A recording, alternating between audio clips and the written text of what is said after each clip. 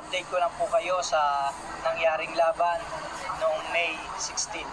Doon po sa negosasyon po namin, ang venue na nasabi po sa amin ay doon sa loob ng gymnasium sa Navy. Kung natatandaan niyo pong lahat, doon po ginanap yung laban ni Champ Jerwin Angkahas and ni Champ Pedro Taduran po. Yan po yung nakikita nyong laban po na yan. Yan po yung loob ng venue na pinagdausan ng laban. Kasi yan po ang in-expect naming magiging venue ng aming laban. Ngayon po, dumating pong araw ng weigh-in, sinabi po sa amin na mapapalitan po yung venue ng fight at hindi ko naman po in-expect na gano'n ang mangyayari. Hinayaan ko na lang po dahil alam ko nakafocus po ako para sa darating na laban po namin. Ngayon po, kinabukasan, binigay po sa amin yung ways at sinundan po namin.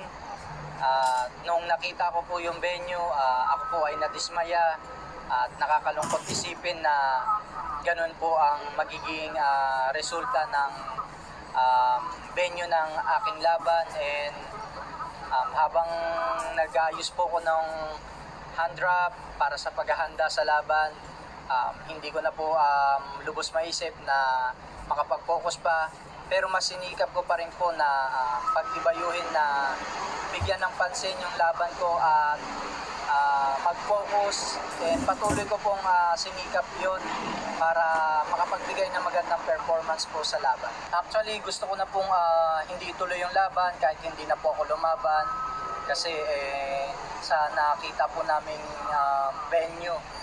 And dahil lang po sa promoter na si Ma'am G, na napakabait po na tao, ay akin pong pinagbigyan at sabi ko may tuloy lang po at may daos itong fight at patuloy makapagbigay ng kasiyahan sa tao. Alang-alang na rin po kay Ma'am G na napakabait pong tao niyan sa Amerika. Siya po ang nilalapitan ng ibang mga Filipino boxer.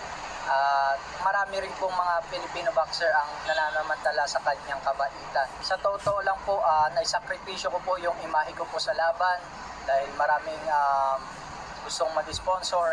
Ma'am G, kung nasaktan man po kayo, ganun din po ako nasaktan at kung team namin, nagpapasalamat pa rin po ako sa inyo sa pagbibigay ng laban sa akin. Marami man pong nawala sa akin, sa imahe ko, sa mga sumusuporta. Move on na po tayo, looking forward po tayo sa susunod na laban. At sa mga supporters ko po, sa mga boxing fans, maraming salamat po sa patuloy na pagsuporta niyo po sa akin. Huwag po kayong magsawang mag-like, mag-views at manood, sumubaybay po sa mga laban ko.